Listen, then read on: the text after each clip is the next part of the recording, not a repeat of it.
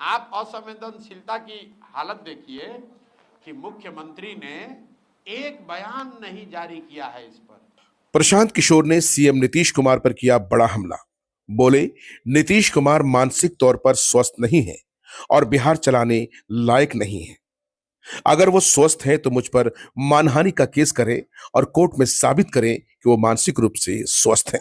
जनसुराज के सूत्रधार प्रशांत किशोर ने आज सारण में एक प्रेस कॉन्फ्रेंस को संबोधित करते हुए बड़ा दावा किया कि बिहार के मुख्यमंत्री नीतीश कुमार गंभीर मानसिक बीमारी से जूझ रहे हैं। मुजफ्फरपुर में निर्भया कांड से भी भयावह घटना होती है, लेकिन इस पर राज्य के मुख्यमंत्री की ओर से एक भी बयान जारी नहीं होता।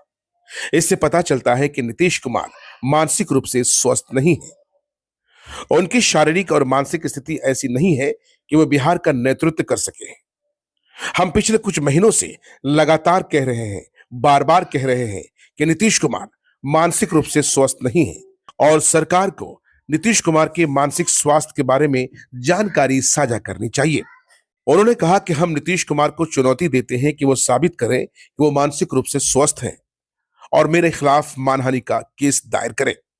आप असंवेदनशीलता की हालत देखिए कि मुख्यमंत्री ने एक बयान नहीं जारी किया है इस पर। एक निर्भया का मामला हुआ था, पूरा देश हिल गया, पूरा देश हिल गया।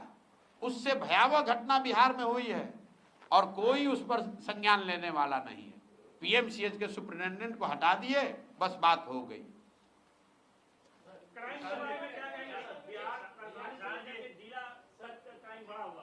एक सवाल है, नीतीश सरकार के जो अफसर हैं वो बेलगाम है, इनका सामना आपसे कल्याण निगम में हो चुका है। हमारा बेलगाम अफसर सही है भाई, हमसे क्या सामना करेंगे? हमारे आपने अगर सामना देखा ही होगा, प्रशांत किशोर उनके अफसर से डरने वाला, नीतीश कुमार से डरने वाले नहीं, तो नीतीश कुमार के अफसर से हम डरेंगे? देखिए, बात यह है कि जब जिस सरकार का मुखिया शारीरिक और मानसिक तौर पर उस पद के लिए फिट नहीं है तो यही होगा। मान लीजिए कि आप सेना में लड़ने गए हैं और आप फिजिकली फिट नहीं है तो आप लड़ पाएंगे? बिहार के मुख्यमंत्री के तौर पर नीतीश कुमार शारीरिक और मानसिक तौर पर फिट नहीं है उस पद पर रहने के लिए। और ये बात हम डंके की चोट पर कह रहे हैं, कैमरे पर दावा कर रहे हैं कि अगर है दम तो मेडिकल सर्टिफिकेट जारी कर दीजिए। लोग हम कोई किसी पर इल्जाम लगाते हैं तो कहता है कोर्ट में ले जाएंगे। हम नीतीश कुमार में दम है तो हमको कोर्ट में ले चले कि वो मानसिक तौर पर स्वस्थ है। हम कह रहे हैं कि मानसिक तौर पर ये आदमी स्वस्थ नहीं है, गंभीर बीमारी इनको है। और अगर हम गलत बोल रहे हैं तो हमको कोर्ट में ले चलिए, मानहानि कीजिए, हम पर केस कीजिए। नीतीश कुमार गंभीर मानसिक बीमारी से जूझ रहे हैं, वो मुख्यमंत्री पद पर रहने के स्थिति में नहीं है। जिस व्यक्ति को प्रधानमंत्री का नाम भूल जा रहा है, जो व्यक्ति, उसको आप समझ रहे हैं कि वो बिहार की समस्याओं को निपटाएगा? जिस व्यक्ति को अपना नाम भूल जा रहा है, जिस व्यक्ति को यह नहीं पता चल रहा है कि अभी राष्ट्रगान चल रहा है कि कोई कव्वाली गान बज रहा है।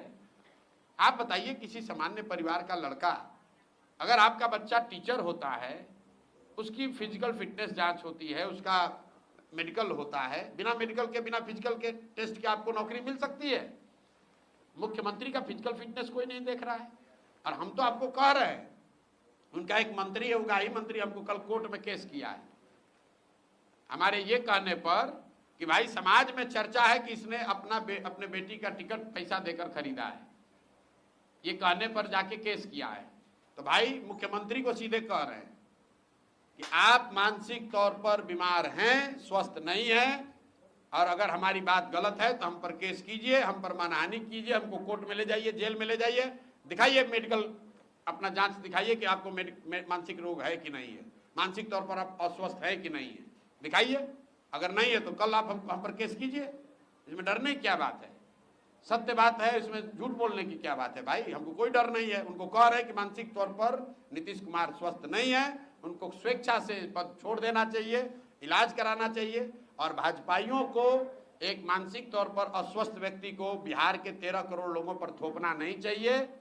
12, 14, 15 सांसदों के लालच में, समर्थन के लालच में इन्होंने बिहार पर एक ऐसे व्यक्ति को मुखिया बनाकर थोपा हुआ है जो मानसिक शारीरिक तौर पर उस पद की गरिमा और उस पद के कर्तव्यों को निभाने में सक्षम नहीं है। बहुत बहुत धन्यवाद।